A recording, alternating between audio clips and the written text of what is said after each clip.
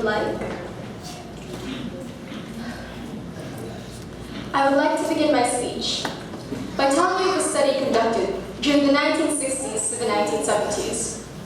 Around this time, an open concept school was created, a school that placed almost no limitations on its students. But what was the result of such a bold and innovative idea? That school system failed. But you know what? I would support it for its sense of individuality.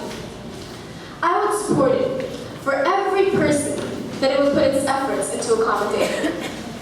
I would support it for that girl who ran to the bathroom and cried because she received her geometry test, and that little number on the top right of the page, the grade of her report card, despite how hard she tried, how hard she studied, or how much effort she put, still deemed her as a person not good enough.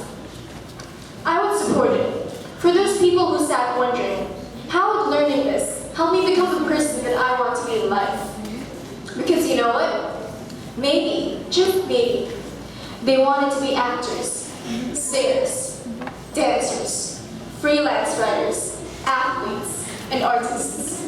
But because those dreams of theirs were warranted by the rest of society, perhaps some people walked past them and said, no, not good enough. I would support it for those boys who built robots instead of studying for their AP exams. For those kids who sat in the back of class and could barely raise their voices. For those kids who raised their voices and raised their hands, but still were never picked to answer.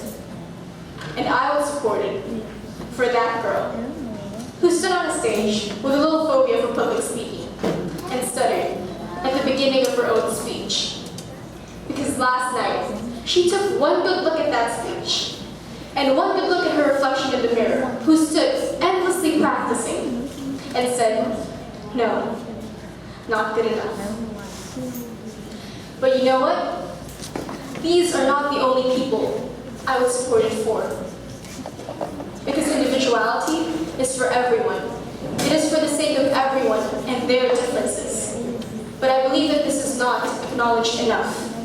And when we fail to acknowledge the fact that each and every person has their own strengths, while some had weaknesses that almost overpowered those strengths, this is the point that an education has truly failed.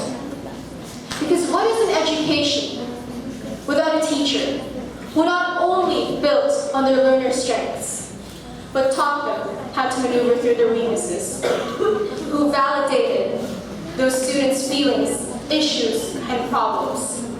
What is an education if it claimed that it was open to everyone, but only benefited those it deemed good enough and no one else? This is the point that an education would be nothing. It would be meaningless.